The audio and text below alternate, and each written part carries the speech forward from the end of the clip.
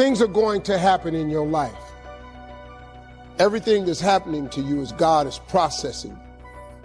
What happened in my life was getting where I've gotten to today and where I'm even headed to, I had to be tough. To really understand the value of money, I had none. To just appreciate simple things, what I'm gonna eat today, he sent me through a trial of being homeless for 3 years. All of that I did not appreciate, I understand it now. And even though I did not understand or appreciate the route he took me on, it was the route I had to go on. You can stop complaining about life is unfair to me. No, it ain't. It's just life. Life isn't fair. Life just is. So we can't even deal with what's fair. But you have to go on. You have to find the strength from somewhere. It doesn't matter about what happens to you. What matters is, what are you going to do about it? Don't go around telling people what your story is. 80% don't care and 20% glad it's you. They say, I'm glad that didn't happen to me. So I had to let that go. All of us have experienced some tragedy, and if we haven't, we will. You can permit it, let it hold you down, or you can decide, I'm not going to let that happen to me.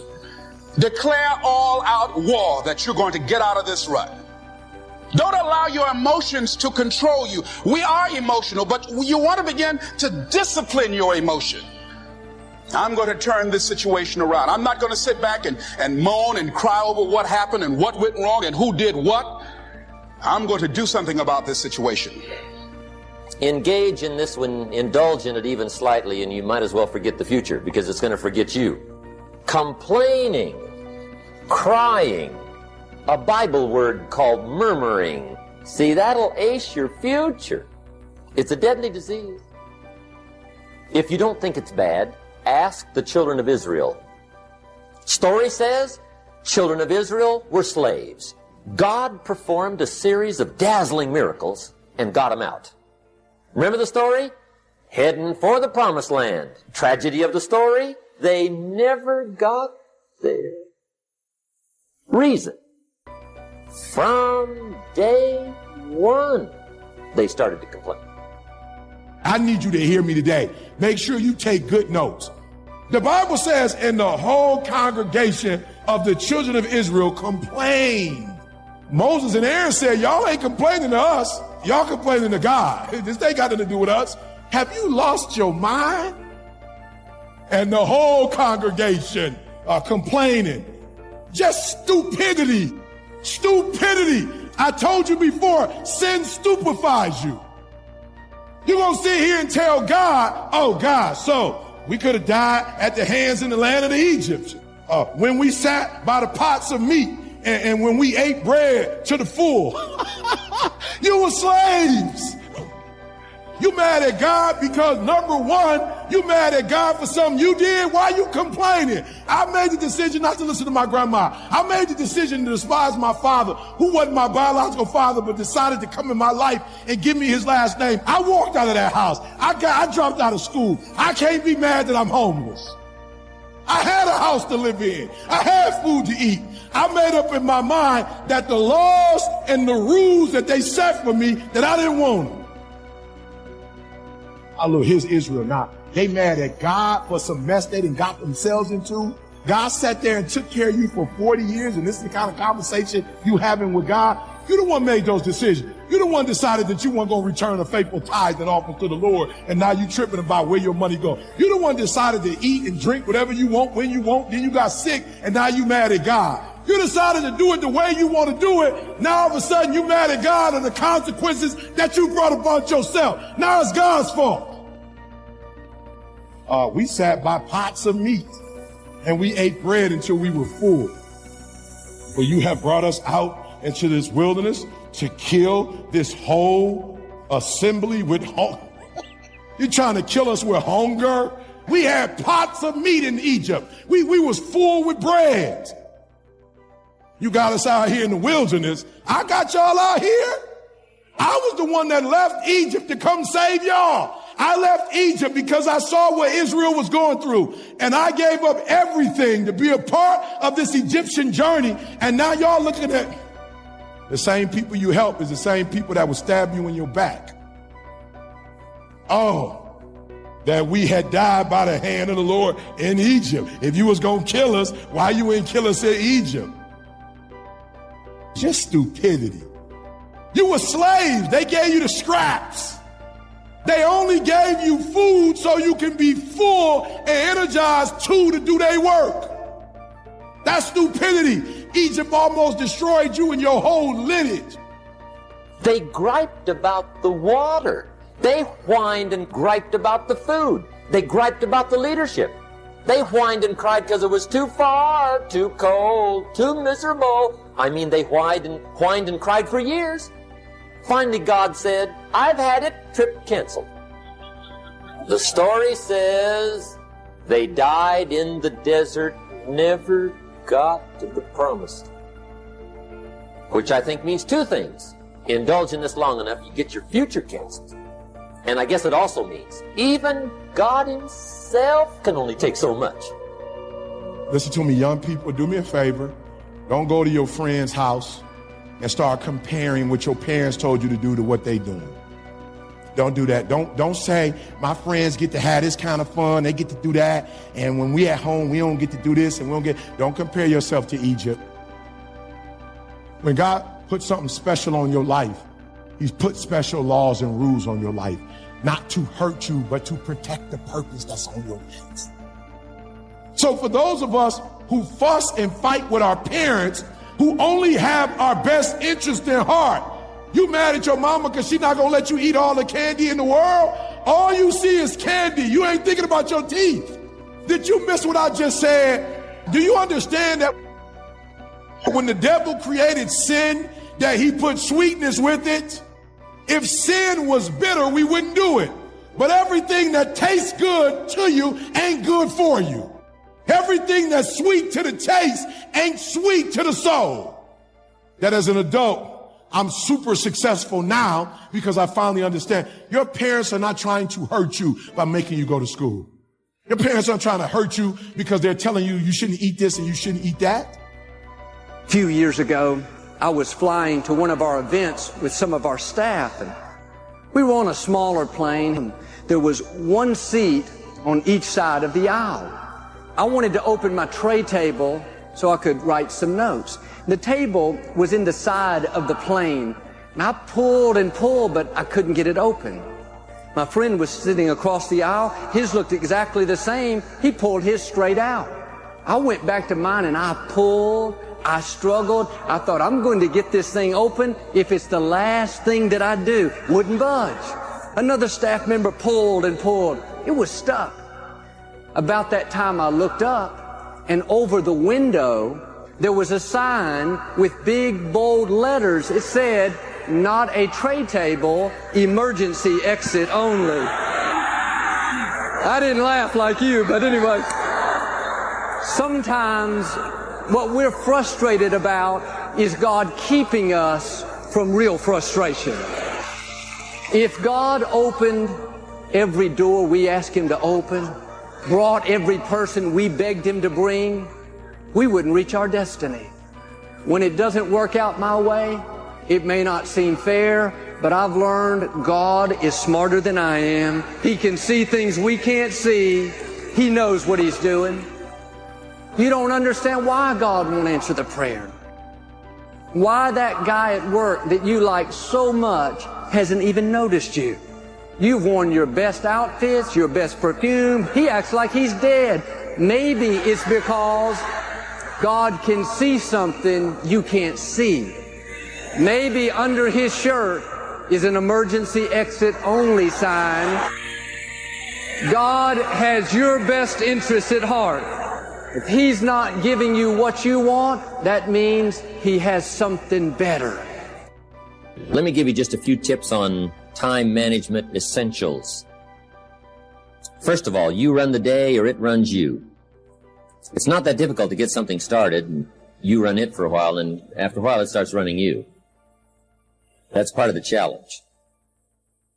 Next, the time you've already committed to labor is enough time. If you're working already 8-10 hours a day, that's about it. You just can't work much more than that. Bursts at a time, you can work 12, 14, 16, right? I'm sure we've all learned to do that, put in the extra time. But after a while, you pretty well have to put your life in balance, or your health is in jeopardy, and your heart's in jeopardy, your blood pressure is in jeopardy, a lot of things, if you don't stay in balance. So you don't have to put in any more hours, probably. All you have to do is just make better use of the hours. A cliche we've all heard. It's not the hours you put in, it's what you put in the hours that counts. Now also you need a written set of goals, time management essential, priorities, good plan for the next 10 years especially, some of the things you want to accomplish.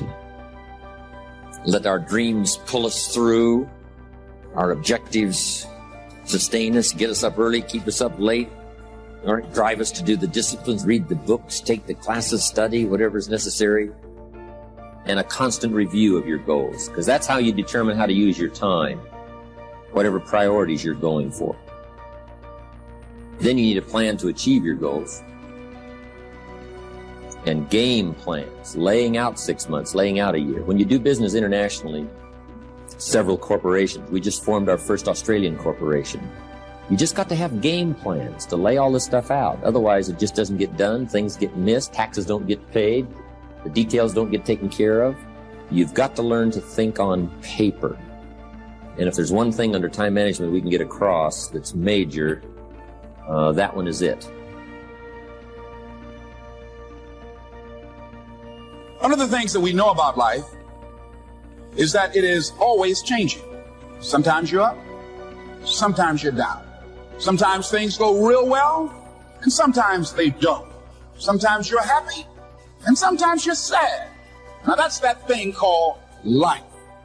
And when we begin to understand and know that, accepting that reality that we will never ever have things just on an even keel all the time, that you're going to have some ups and you're going to have some downs.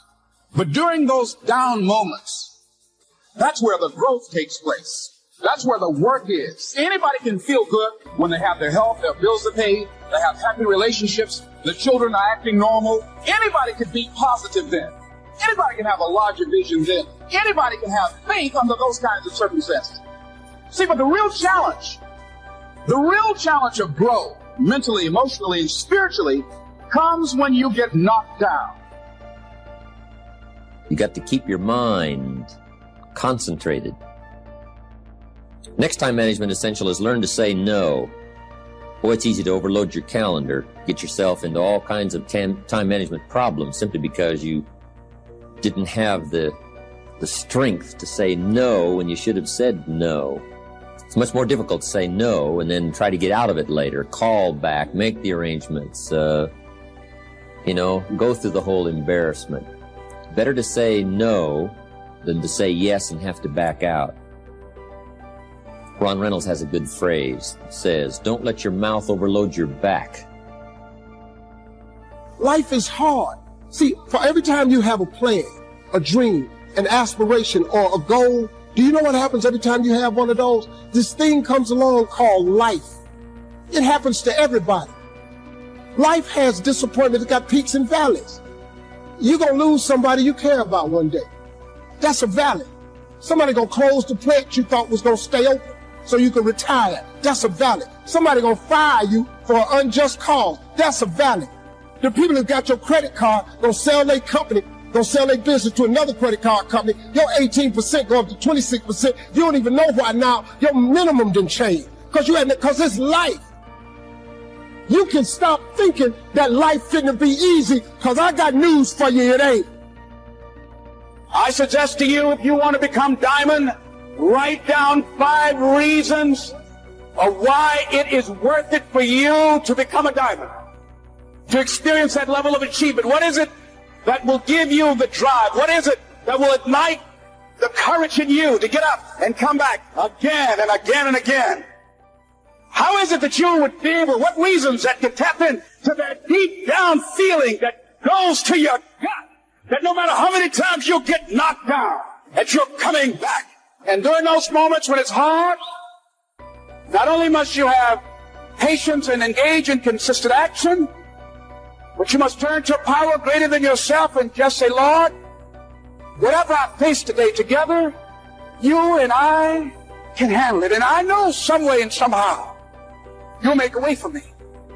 But here's what the great law says. It does not say if you need, you will reap. That's not what it says. Someone says, well, I really need to reap. Then you must learn the basic law. And without education, see, you'll be left behind. Here's what it says. In order to reap, you must plant. Guess who deserves to reap? Those who plant. So, could I deserve something unique and valuable? Yes, if you understand the law, if you understand how it works in your own self-interest. We must plant. We must give to the soil. We must turn it loose. We must let it do its work. We must have patience, take care of it. Now we deserve to reap. If you need, you must plant. Next, if you need to find, in your own self-interest, if you need to find, here's what it says. You must search to find. Finding is reserved for those that search. They're the ones that deserve it. Somebody who says, well, this person really needs to find a good idea, then they must go searching. Good ideas are like mining for gold. You've got to develop the mental machinery to go look, go sifting, go searching, go looking. And if you search, what? You will find the promise is there for everyone in their own self-interest. You'll find all you need to find. If you search for it, you'll find everything you need for your health, everything you need for a flourishing lifestyle, everything you need for a good marriage, everything you need to strengthen your friendship, everything you need for economics. You will find if you'll do like you did today. Spend a couple of days searching, taking a look, seeing if someone has some good ideas to share. All things are conditional. God says, I'm an amateur on God. God says, if you'll move toward me, what? I will move toward you. It's always conditional. Which could also be translated, God says, you don't move, I don't move. You say, well, that's arbitrary. Well, when you're God, you can set it up there. Remember, your planet, you can rearrange all this. Change it all. But on this one, here's what's interesting. What you move toward tends to move toward you. If you move toward education, education starts to seek you out. This is one of the unique positive uses. Whatever you move toward, moves toward you. If you move toward progress, progress seems to want to now embrace you, move toward you. All life seems to wish to reward its benefactor. If you become the benefactor, you'll receive these incredible rewards. If you're the benefactor to the garden, flowers seem to bloom and say, look at me, look how bright and beautiful I am because you took care of me. I wish to reward you by being beautiful, lovely, spectacular. Your own children, if you become their benefactor, they want to reward you with their progress. I taught my daughters how to swim, right? My daughters would say, and to dive. My daughters would say, Daddy, watch. Look, watch. Look what you've created here. I mean, you've spent the time with me and, when it didn't go well, now look at me. This is the payoff. Watch me dive. I was their benefactor. Now all life wishes to respond to the benefactor. Those who give their time, give their effort, give their patience, give their ideas, the benefit of their experience. Now, whatever has benefited from that wishes to respond. The crop wishes to grow. The child wishes to show you how much progress they've made. That is so exciting. Otherwise, the wisdom is wasted. Otherwise, the emotion soon passes. Unless you put it into a disciplined activity. Capture. Discipline is called how to capture the emotion and how to capture the wisdom and translate it into equity. Disciplines. See, if you're going to put in a day, just put in the whole day. And if you're going to take some time off, take it all off. Or take the whole day off. If you're going to work a day, work a good, long, hard day. If you're going to play all day. Either work all day or play all day. Because guess what? If you're going to knock off at 3 and go play, guess what you're thinking about all morning? Right? Knocking off at 3 o'clock. I mean, it just, it's one of those things. It's hard to zero in, on something and make it productive if you're making plans to do something else. Now, part of this depends on what you do and depends on your work schedule and the job you have and the business you have, right? I understand that. Everything we're talking about these 2 days needs to be altered and monitored and worked around to fit your particular situation. I understand that. I have a builder friend of mine up in San Jose. His name is Peter Paulson. Peter's got it down pat. Peter works a week and takes off a week. That's the way he's got it arranged. He's a builder. Now, it's kind of clever, though. See, he works 5 days, takes off 9. That's a little... He says work a week, take off a week, yeah, but it's really 5 and 9. Because it's 5, and then it's a weekend, and 5 days, and another weekend, right? So, but what Peter does, the 5 days he puts in, he works, 14, 16 hours, almost around the clock, keeps 2 or 3 secretaries going, gives all the orders, the accountants, the superintendents, the builders, the whole thing, gets it all arranged, and works around the clock for 5 days, and then takes off. Now, you might not have the luxury of being able to do it that way, but just work on this. When you work, when you play. Okay, the next time management essential is analyze how you are, and then either compensate for it or change. Sometimes you can remain how you are if you just make other arrangements. My staff discovered I'm a poor courier. They said, Mr. Rohn, here's a check for Jerry Haynes. You're going to be up north, right, in the next couple of days? I say, yeah, no problem. Give it to me. I'll see that he gets it. Guess when I next hear about that check? From my cleaners. Saying, Mr. Rohn, we found this, right? Now, I say, look, I know I messed up that time, but, next time I'll make sure. See, but it just doesn't work. I'm not good at it. So we've got a little rule at our office that says, don't give the chairman anything, right? Don't. It won't arrive. He can talk good, but he's a poor courier. It won't get there. So you just got to analyze how you are and then make the compensations for it. Now, you can promise to change all you want, right? But if you're not going to, then make the other arrangements. I finally got somebody to help take care of reading financial statements and taking care of, a lot of corporate business matters that I promised I would do myself, but I just never did get it done. And it used to be terribly costly to me for IRS and taxes. Unbelievable. But I finally got somebody to take care of that. So if you're not going to change, if you're not going to do it, even though you promise yourself year after year, just then make arrangements to see that it gets done. So analyze how you are. If you're good at bookkeeping, then keep your books. If you're not, just don't keep promising. Just drop off all that mess, twice a week or once a month in somebody's lap and say, here, figure this out and I'll pay you to do it. Sometimes for $100 a month or something, $50 a month, somebody will just, calculate a lot of stuff for you. Just save yourself all the grief of promising and never doing it. So analyze how you are. That's very important. Time management essential is have a certain time to solve problems. We found that helpful, especially in the business world. We say problems after 3. Just set them aside. Now, you don't ignore them, but you just set them aside in a certain time frame. All the problem calls, you just call back after 3 o'clock and just go right through them. Now, also, in setting them aside till 3 o'clock, problem comes in at 9 o'clock. And you say, hey, 3 o'clock, Mr. Rohn's going to get on the phone and make all these problem calls, right? Call back all these answers. Guess what usually happens between 9 and 3? Somebody calls back and says, hey, tell him not to call. We've already got it worked out. But see, if you take that call when it comes, sure enough, now you got to spend time. We learn in sales training. People ask questions. You say, hey, save that till training class. Bring that question to training class. You just learn those time-saving things so you don't have to cover the same things with each person. Next time management essential is be more alert. Part of the alertness is not only what's going on, but also be alert to looking at all your present procedures. You may have some old outdated procedures, stuff you've been doing for 5 years, and it's taken 10 hours instead of 1.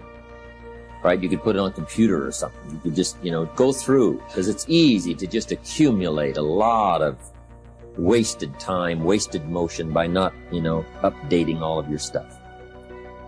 You don't have to use the old, you don't have to use that anymore, right? The old calculators.